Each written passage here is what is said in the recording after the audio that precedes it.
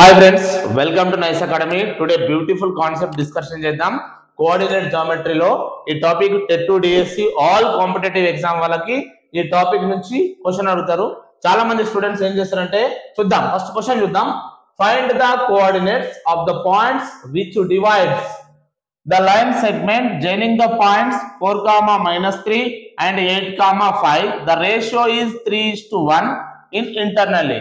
So find the coordinates అన్నాడు question. Coordinates అన్నాడు కాబట్టి ఇప్పుడు చాలా మంది స్టూడెంట్స్ ఈ క్వశ్చన్ చూడగానే ఏం చేస్తారు, ఫార్ములా యూజ్ చేస్తారు.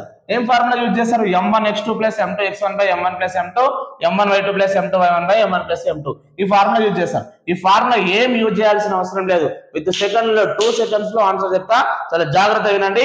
సరే రైట్ చూద్దాం. ఏం చేయాలంటే లాజిక్ ఏంటంటే ట్రిక్, ఫస్ట్ x యాక్సిస్ తీసుకోండి 4 నెక్స్ట్ 8 ఇలా రాసుకోవాలి. నెక్స్ట్ y వాల్యూ ఏంది -3 అండ్ 5.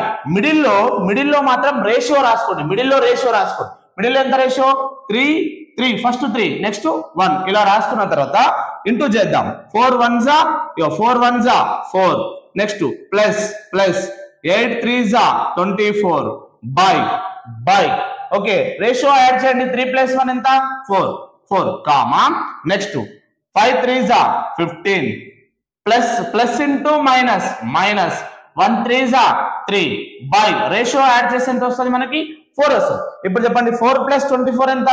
4 + 24 is 28 by 4.